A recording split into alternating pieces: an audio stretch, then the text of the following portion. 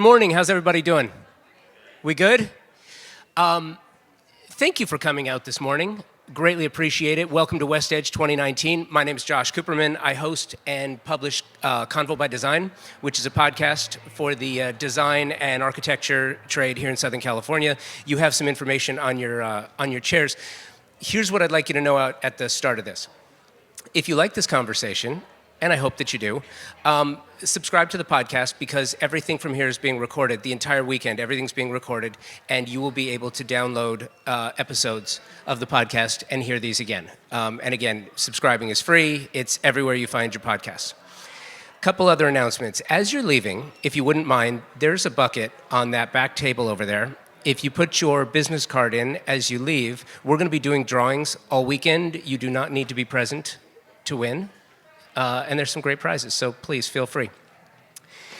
The panel that we have today that we're starting off with is brand development for creative types. The origin for this, I did this last year, and it was really successful from the feedback, and I've been getting requests all year to do something similar. So what I wanted to do is assemble an all-star panel that has some amazing insight with regard to brand development and basically creative growth for your design architecture, for your creative firm, whatever path you take. With that, I wanted to start to my left with Alex and allow everyone to introduce themselves in case you're not totally familiar with who they are. Thank you. Hi, my name is Alex Abramian, and I have been in the interior design world for a couple of decades, mostly as a magazine editor and reporter. I was the editor-in-chief of Angelino magazine for 5 years, and then went on to found Modern Luxuries Interiors magazines that are now in, I think, 6 markets, 9? Plus. They're in interiors magazines are around the United States. And then from there, I went on to become the design and real estate reporter for The Hollywood Reporter. About 5 years ago, I left full-time journalism because it's only getting harder and harder with all the changes in media. And now I do PR for interior designers and real estate developers, and I still freelance write for a variety of publications. Hello, my name is Keon Khajavi-Noori. I'm the co-founder and managing partner of Xander Noori LLC. We are a full lifestyle collection. We recently launched in Salone in Milan 2 years ago. We also have a collection of furniture domestically with Theo Alexander. And our furniture is like scattered throughout the world from Russia, Japan, Malaysia, Singapore, to various places in China. And I've been in the industry for, I think, cumulatively almost 15 years now, ever since I was out of college. Recently, our new endeavor with me and my business partner, Xander Noori, our founding namesake, have started on a new endeavor to do product development and interior design. So I look forward to talking about that. I'm Jeff Andrews. I'm an interior designer here in Los Angeles, actually a choreographer turned designer, but I've been designing for about 20 years, and my firm is Jeff Andrews Design. And I have been getting more into product development over the last 5 years. So I have a furniture collection with A. Rudin and a rug collection with Mansour Modern. I have a couple wallpaper collections and a wood surfacing collection, and I'm working on an outdoor furniture collection. So that started to take up a lot of my time, but I still really enjoy residential interior design, and that's where my main focus is. Hi, I'm Cleo Muranane, and I am co-founder of a multidisciplinary firm. So we do architecture, interior design, and branding.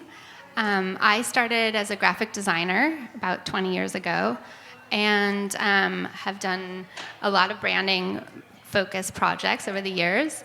In our firm, my husband's the lead architect, so he's allowed me to work with him on many interior design projects over the last 10 years. So I creative direct a branding team and an interior design team. And with that, I do a lot of work with other interior designers, developers, branding their businesses, anyone from entrepreneurs starting on their own to larger companies. We just did a rebrand for Joybird, which has been an exciting process. And then we do branding for larger developments. We've worked a lot with Kilroy and bigger developers throughout the city, branding their properties.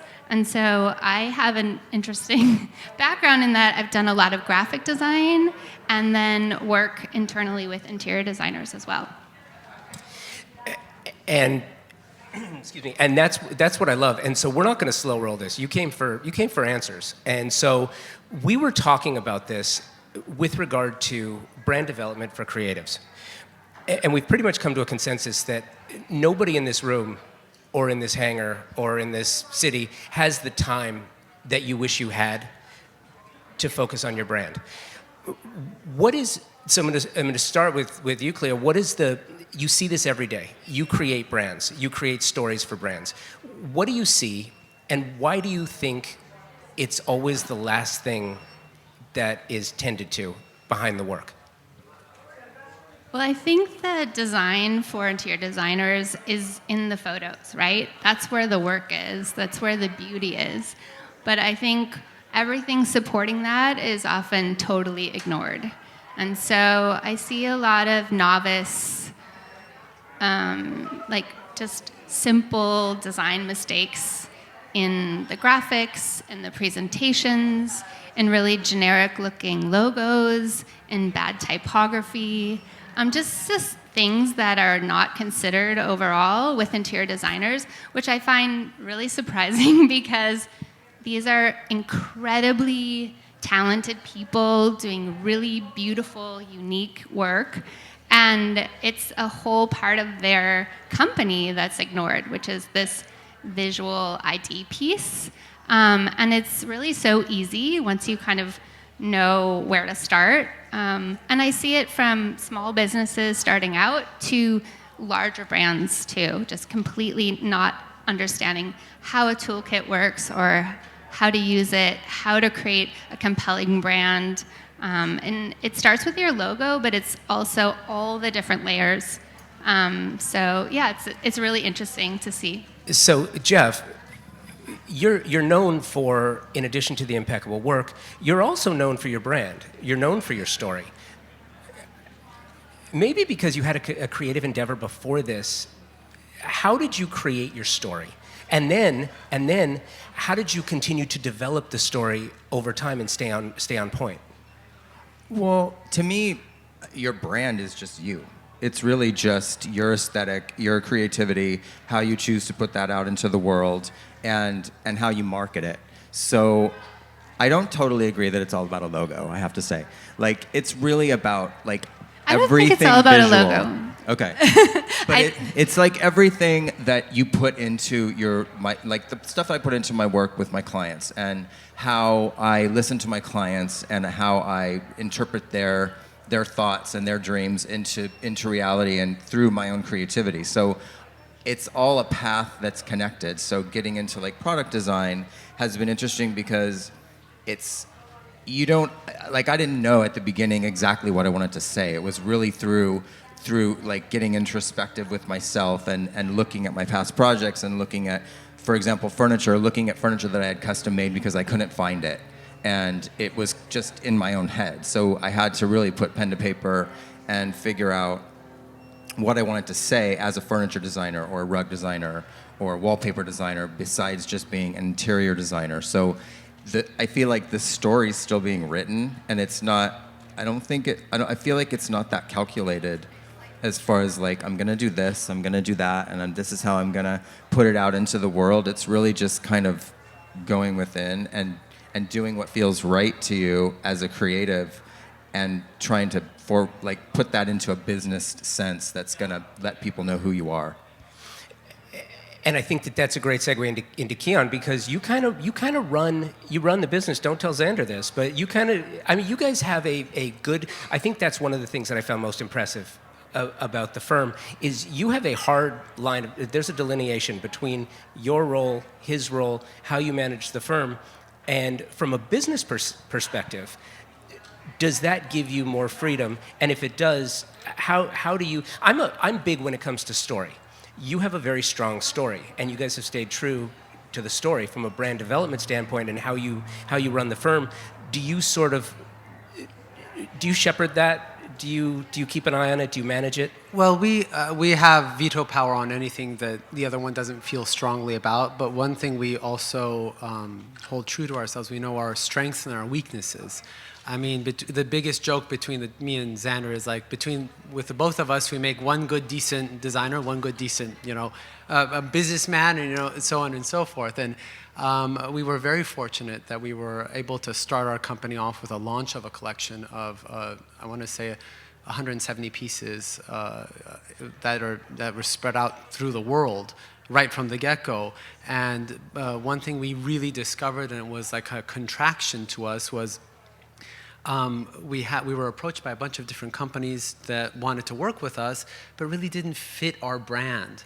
And that was when I had to kind of pull Xander aside, because he gets excited when he sees like opportunities and potentials to like affect people's life. That's the reason why we both, and I think majority of people get in this industry, it's to make positive change in day-to-day life. But so we had to turn down a lot of business because it didn't fit the brand identity that we were developing, and the integrity would have weakened. So to go to the business standpoint of it, what we've kind of created at first was a side business with doing ghost designing. If anybody's picked up a Veranda, Architectural Digest, Elle Decor, House Beautiful, you've seen one of our products in there under a big branded company, but we get no credit for it. And that kind of I'll get into that later on, but that's kind of where we kind of parted the sea and made difficult decisions, staying in our own respected strengths. And here's what's interesting. As creatives, designers, architects, graphic designers, artists, whatever your creative endeavor happens to be, you have a good idea what your story is in your own head. Then the challenge is learning how to share your story, and nobody probably knows that or hears that better than what you all strive for, what you desire is coverage, right? You want coverage. So now you've got a reporter, you've got a journalist who wants to hear from you what your story is, and then you sit down with Alex. Would you say most of what you hear is a concise story from creatives? What do you hear? Good, bad, ugly, otherwise? Do you get good stories, or do you get kind of like, here's what they think you want to hear? Yeah, I think most of the time I get I get pitched a lot of home projects or elements of home projects from interior designers. So someone like Jeff has finished a project and maybe there's a big name behind it, and that's a different approach where he and his PR team are going to strategically kind of decide who gets this project. But those are few and far between. Most early or mid-level interior designers may not have a huge celebrity, and the whole shelter publication world has changed so much over the past 10 years. Arc Digest only wants celebrities, and it's very limiting if you have a great project. What I find is people want to pitch me the project, and when I sit down and talk to them, the project may not be the most interesting part of the story. And once, I don't care who you are, if you, anybody in interior design, once we get going, everyone is sitting on an amazing story, but they may not know what it is, because there's a lot of focus, understandably, on getting coverage for a house. So one concrete example is I was interviewing an interior designer in San Diego, and it was a nice house, but I couldn't really, it looked like a lot of other modern farm homes, so we kept talking and talking, and then she told me that her clients all imagine that they're the next top chef, and they think that they're an amazing home chef, maybe they are, and so she designs kitchens based on a little bit of this fantasy of the chef that they're going to one day become. And then now it was an interesting story, and there was something to say about this farmhouse with 2 islands and multiple convection ovens and all of this. So I feel that the stories are always there, but sometimes it takes a little bit of teasing to get it out of someone. It's so true. And what's interesting too is coverage comes few and far between. You don't always get what you want. You know, if you have that perfect job and you got the perfect celebrity behind it and AD wants it, and you know, it's great. It might be 6 months down the line and you still need to do things now. I'm curious, the same process, the same method for storytelling. So Cleo, you're in a unique position, right? You're a creative director, you do a lot of branding, but the firm is also a creative firm in its own. How do you create the story? How do you promote the story? How do you market the story? How do you develop the brand for your own firm? I think when I start with a branding project, I ask the client a lot of questions that they just may have never asked themselves before. Like, why are you doing this? You know, why are we here? What matters to you? And I think you can tease out a really personal story by just sitting down with the designer and asking them some pretty pointed questions that maybe no one's ever talked about with them. What matters to you? Where do you, like, what's your favorite hotel? Why? Where do you go to restaurants? Like, Or culturally, even, where are you from? or even something that they haven't even thought about, and that was like, well, we do similar situations when we ghost design, and I didn't mean to interrupt, but in the sense that you kind of open their eyes to something like, oh, wow, that's an important question we've ignored for decades. Who's your ideal client? What's your dream project? And I think if you kind of open it up to the bigger questions, you tease out some really beautiful stories. And I think sometimes you're just so focused on the client's vision that you're not focused on your own vision or how you got here.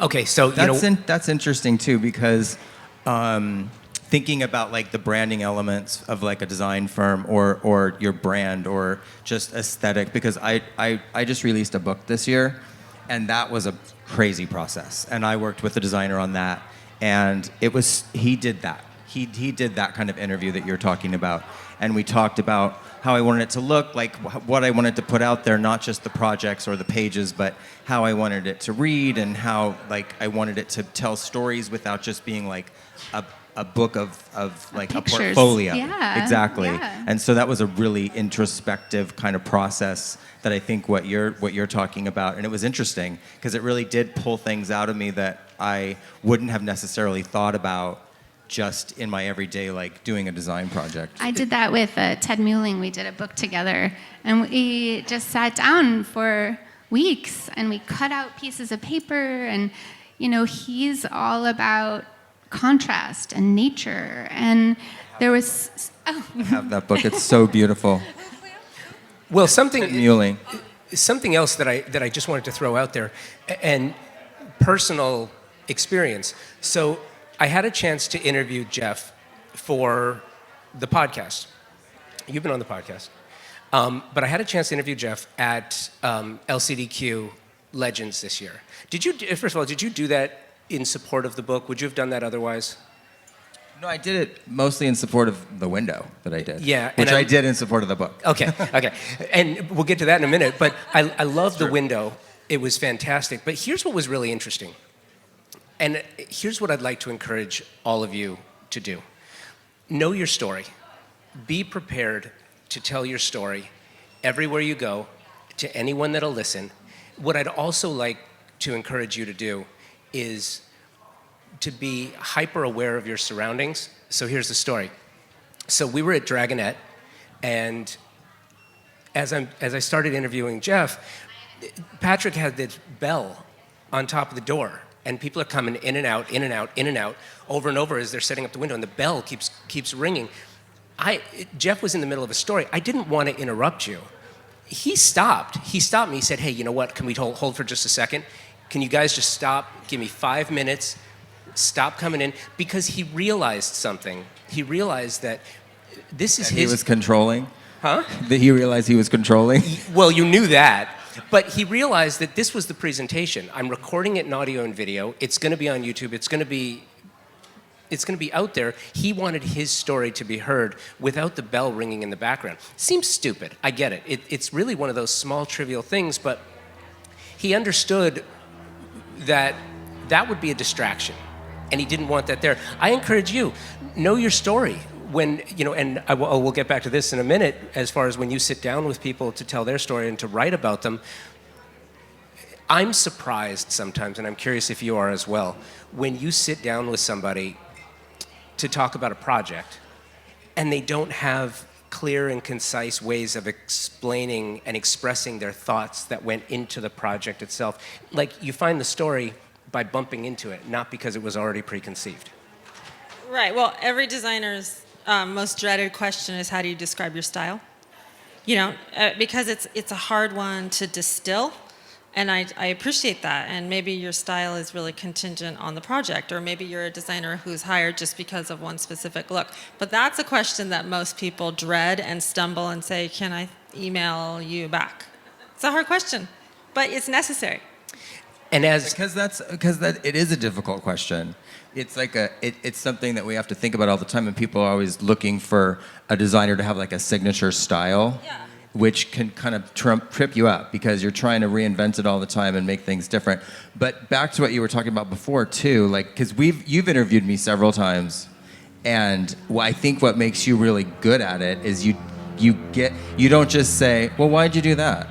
Like, well, why'd you pick that color? Or why'd you pick that tile? Like, you want the story, you want the juice, like you want what went down during the process of getting you to, these beautiful pictures that are just pictures.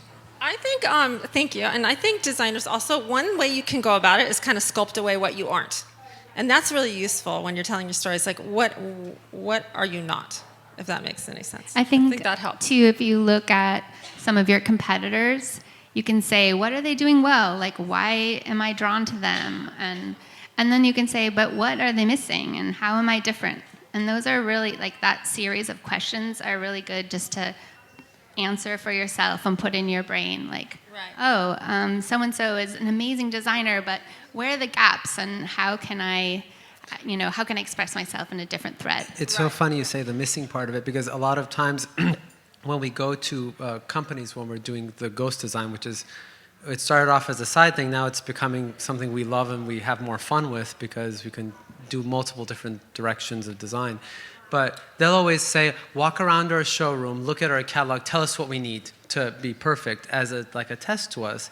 And we think of it as storytelling. So it's not necessarily what you're missing, that dynamite cash and carry table or the number one selling chair. It's about how you can weave in another piece within the same realm of the story of the fabric of their corporation, their heritage, the essence of the company. And what we like to do also is develop the names of it, the storyline of the pieces, kind of tie it back in. And the sad truth is, especially when you do products, you design the piece and then come up with a story afterwards on some occasions. And sometimes, literally, you walk down past the Arc de Triomphe or the Champs-Élysées, and you see something, that's a chair or that's something, which is far and few between, but that happens as well. That's very similar to like my experience in doing like licensed collections, because it's an established company that already has an image and a look and a vibe, and then they're coming to a designer to do like a capsule collection that's going to have like my aesthetic but still has to have theirs. So it's sort of it always marriage. Starts with and it always starts with, what do you want to say, where what are you inspired by, what, and that's when you kind of got to go within and figure it out. I completely agree. And we take the same approach. We've kind of changed gears of our company to take less interior design, more like from the ground up projects, maybe 1 or 2 versus 5 or 6 that we did before. And we see what they had before, and we kind of marry what they have, so it still has that needle and thread of their story of life in their new environment. And just making sure that goes. So we kind of do like a carte blanche approach from products to interiors as well, which I know everybody else does. I'm curious, why did you decide to pivot? And did the pivot affect the firm, was it a financial decision? Was it a passion decision? To go to product development, or? Yeah, well, so to go into product development more so than design. I've been doing interiors for 13 years on my own. I'm not one of those, I'm an unknown person. I get referrals from word of mouth, mainly because I just like to make people happy, and my high is seeing them happy. And when they're happy, they refer me. So that makes me even more happy. But what happened was my business partner, Xander, was the creative director for a prestigious firm in Los Angeles for 8 years. He's worked with companies from Walker Zanger, Roll, Kravitz, Theo Alexander, and so on and so forth. We had, I think, 9 other licensing brands. And when he decided to leave, it opened an opportunity for us to kind of change gears and go in a passion project for him and marry the two of our passions together. And that's how we ended up going there. And to tell you the honest truth, product development is not really what it's cracked up to be, in the sense that you just don't go and swoosh a couple of lines and they make it and everybody loves it. You really need to take in consideration how many things you can fit in a container. What is the price point? We always start with a dollar amount that's given to us, and then we design backwards. What materials can we use? Where is it being sourced? What country? If it's India, which factory? And so on and so forth. And then out of that, the very last, as I would say, the last 15% of it is how do we put our mark on it to make it designery, where it could be at a price point where it's obtainable for people if we're going low, or if we're going highbrow, something that is warrants making it like a $75,000 dining table. So kind of in between the two. It's interesting that you throw out that 15% too, because that's something I tell my clients. I said, okay, so I say like between 12 and 15% of what you're doing in your workday should be about how you promote your brand. So just carving out that time to really look at your week and all your deadlines and say, okay, so, I'm going to try to aim for 15% of what I'm doing is to showcase my work, tell my story, add it to social, reach out to the people that I want to talk to, maybe send an email to someone I want to work with, and you kind of forget that marketing piece, especially when something's coming to you. So your brand can kind of go sideways because you just take what comes instead of pushing out in the direction of intention. So just finding that time for yourself and crafting that intention for storytelling, I think, is really important. It is. See, it's funny because over the last 7 years producing the podcast, when I speak to designers and architects, I'll ask you, what's your time like? What's your day like? What's the week like? How much time do you put into this, that, or the other thing? What's really interesting is, and I've got a pretty good number right now, you guys are spending between 110 to 120% of the time you've allocated for your business doing your business. What does that mean? It means you're taking time from your personal time, from your you time, from your kids' time, from your vacation time. I would love to see a show of hands who in this room doesn't pick up their phone or answer emails on the weekends. 1, 2.5. Yeah, okay, so I got 3 of you. I do it too. And if you would ask me as part of the job, should you be working on the weekends? No. I want to coach soccer on the weekends. I want to be with my kids on the weekends. I want to go to galleries. I want to go do my own stuff. I don't want to work on the weekends, but we have to because that's what we have. Now, to your point, guess what? You're all publishers as well. If you have a social media site, if you have a website, if you post to Facebook or Pinterest, if you still got your MySpace page, God bless you. But if you're putting up images on Instagram, you're a publisher. What people see is representative of you and your work. I am stunned, and I want to talk about this too. Some of the things that we see out there, I don't want to focus on the negative. I want to ask you guys, because I think the two of you do a remarkable job promoting your brands in social. How do you find the time to write it? How do you find the time to use the images. How do you find the time? Do you delegate? Do you craft your stories? Do you have an editorial calendar that you use?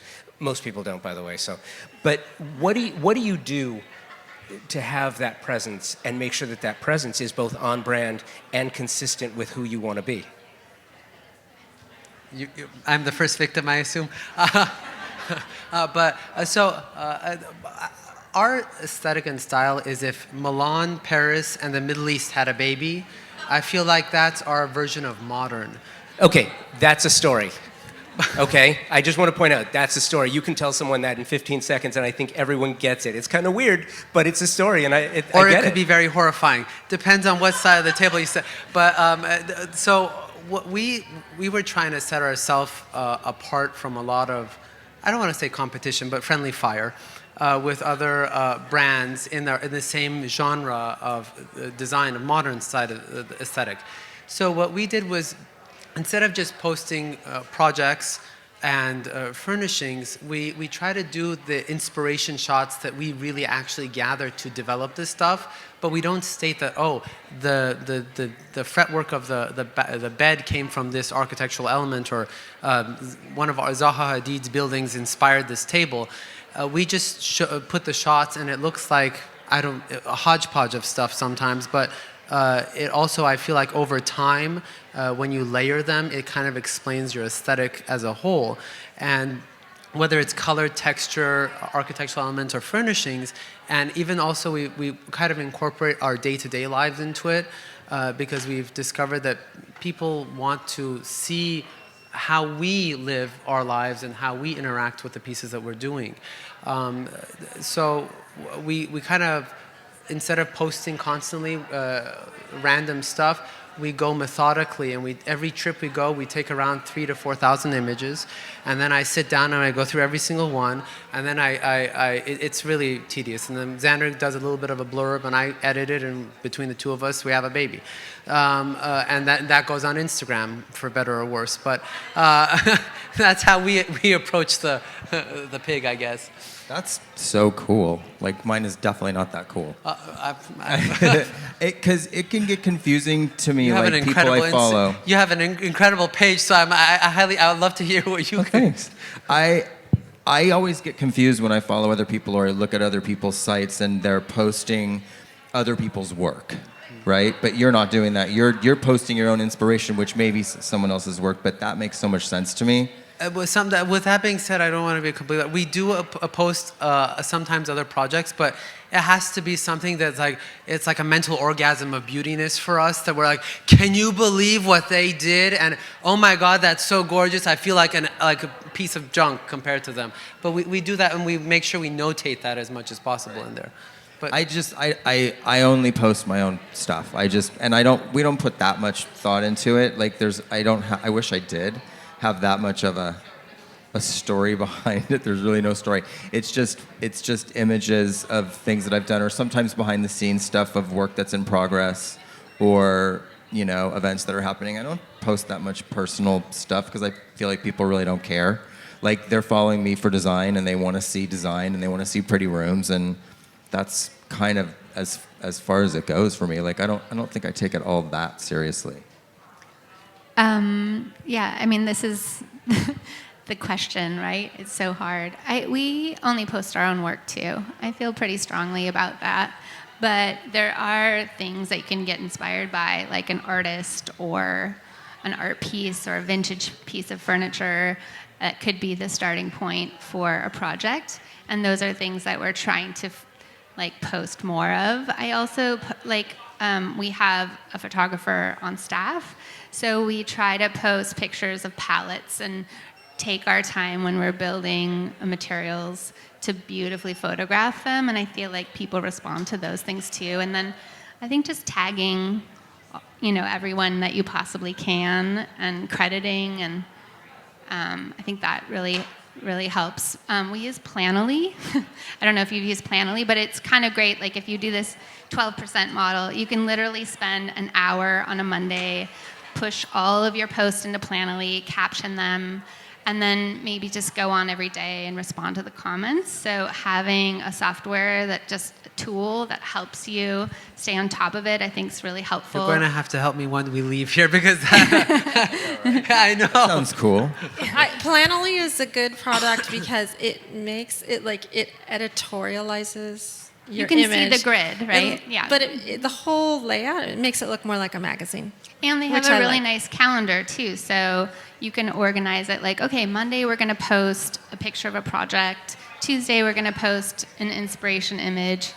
Wednesday. So you can kind of figure out what the days are. And then if you do a little research, like for each day of the week, there are very huge trending hashtags. So, tag your work. It's a process, but in Planoly you can save all your tags. So it duplicates them on every post. So if you're tagging similar tags every day, you can duplicate all those tags and you can make sure that they're a couple steps down from the main caption, but they're always tagged, hashtagged. What else do you have? I love this. And I love that too. My hope when putting these panels together is I'm trying to think for you, and I'm trying to think what do you want to know more about? And when I hear something like that actually makes it a little bit easier, I kind of dig it. Any others? I mean, was interesting to some clients. In terms of time management, I know this sounds crazy, but branding is something, marketing, you have to find time for. So we started doing this about a year ago, but I only take meetings on Tuesdays and Thursdays. Those days are very busy, but I also am a designer. I own my own business. I do a lot of different things. You might do those things too. And I want to design. I want to get my hands in there. I want to work closely with my team. So Tuesdays and Thursdays are my meeting days, and Monday, Wednesday, Friday, I work. I do the real work. And then every day I have creative check-in times with my team because I have, 6 designers on my team. And so we take time to share our process and we try to work together. So those are also in our calendar, which is really helpful. It reminds me, I need to see what they're doing, and and those are always my favorite conversations of the day, getting away from my desk and doing those creative check-ins. I like that too. By the way, all of our clients, I'm sure, when they want to meet you on a Monday morning at 8, you're going to say, no, sorry. Tuesdays and Thursdays are the only days I take meetings. I get what you're saying, though, but it's a great idea. Switching gears a little bit to publicity. Publicity. It's one of those things we all wrestle with it. We all fight with this concept. Unless you've got the perfect project with the top celebrity and their movie's coming out, and so you can say when that project's gonna get coverage or when it's gonna hit the. From a publicity standpoint, it's hard. I love that you sort of come from both sides of the equation. So you provide publicity, but you've also done editorial. So you get the give and the get, right? What demonstrable advice can you sort of throw out there that may help a creative get coverage on a project that maybe doesn't have the perfect celebrity, and maybe it's not the perfect project, but maybe they can craft a story? What did you see that always made you want to cover something? Right. Okay, so in a strange way, this is a really good time to get coverage, and here's why. Most publications, the staff is completely threadbare.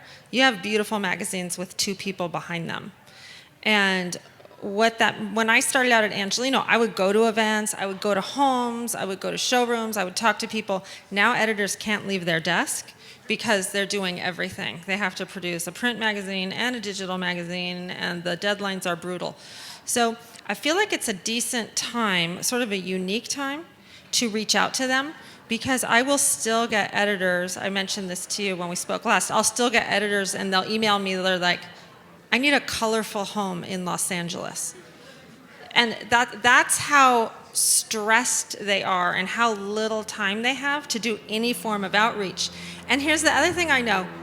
very few designers are reaching out to editors. Very few real estate agents are reaching out to editors. You think they're inundated. They are inundated with certain things, but they're not inundated with hearing from the actual person. And if you don't have a completed, amazing project, you can tell them what's going on in the world. And they, I guarantee you, do not know because they're not at WestEdge, because they can't get out of their office. You can let them know what you see here. You can be their conduit to what's happening in interior design. So I think that's a really good time to get publicity in print, in digital, in local, in national, and even international. It's a good time. What is your philosophy? What's your theory? How do you approach your methodology, publicity versus marketing for the firm? I mean, I kind of feel like they go hand in hand. Do they? Yeah. I mean, you put a certain amount of time and energy and money into each area. I've had the same publicist for 15 years, so I feel like stick with one thing, and it's become easier as I've been able to have more press and more published projects, and then with my book coming out, like that's certainly helped. But it's like keeping your relationships going with every level of editor and keeping those relationships strong, because you never know where someone's going to end up, right? You never know where they're going to end up ever. And even the smallest things, like when editors call me for like a quote on something, or what's your favorite white paint, or send me a room that's like got crazy wallpaper in a powder room. There's these little things, and there's so much of everything that's going on publicity-wise is online, right, and happening within social media. So it's super important to pay attention to every little thing that comes your way, and really doing things like this, or even just like with the release of my book and touring around with that and doing signings and doing talks and getting one-on-one with other designers, which I haven't done that much of in my career. Like, I've just kind of had my own firm and done my own projects, and been which is the obsessed with best. That is, I feel like that sounds terrible for me to say, but I think that's a really good thing, that you insulate yourself in a way that you stay fresh and true to your own brand. Yeah, that's true. But there is something really cool about just talking with people, like younger designers and people that are coming up, and people that have respect for established designers, and they want to kind of fashion their career off that, or do things the way that you're doing them. And it's really interesting to kind of sit back, and even just writing a book and putting a book together was a process that made me really look at, like, wow, I've done more than I thought I had done. And then talking to people and sharing your knowledge and how you got to where you are and what you're doing and how it's never really over is a cool experience. I think it's something that there's definitely value to it. There is another opportunity for California-based interior designers to reach out to all of the interior design magazines and lifestyle magazines in California. So unfortunately, a law has just passed. I think it's called AB 5, which is passed in California, goes into effect on January 1st. It's ostensibly to protect contract workers at places like Uber. It will force companies like Uber to make them full-time employees and give them medical benefits. But what it has unwittingly done is decimated the freelance writer population in California. They're limited to how many pieces of work they can contribute to a magazine before that magazine would have to hire them. So a lot of magazines right now are no longer accepting any freelance pitches, which is pretty serious to the whole interior design world. However, for an interior designer or a product designer who wants to reach out to these magazines, I would really encourage you to consider a first-person story about a house, about trends. This will not go on the books as a freelance expense. And these publications are really desperate to fill pages right now, because the primary supplier of these pages has now gone away until this is just yet another massive correction as media tries to find its legs with the disappearance of print advertising. So interesting opportunity for interior designers. I love that you brought that up. Did I also mention that I'm the associate publisher of Interiors California magazine? I am, and I've seen that. I've seen it firsthand, in-house, exactly how that happens. And so I think that the point is, and I would highly suggest this to you as well, whoever you meet within a publication, any media company, give them your card. Tell them, engage, tell them the project that you're working on. Tell them what you have going on and say, hey, by the way, if you ever need anything. I did this a couple of years ago.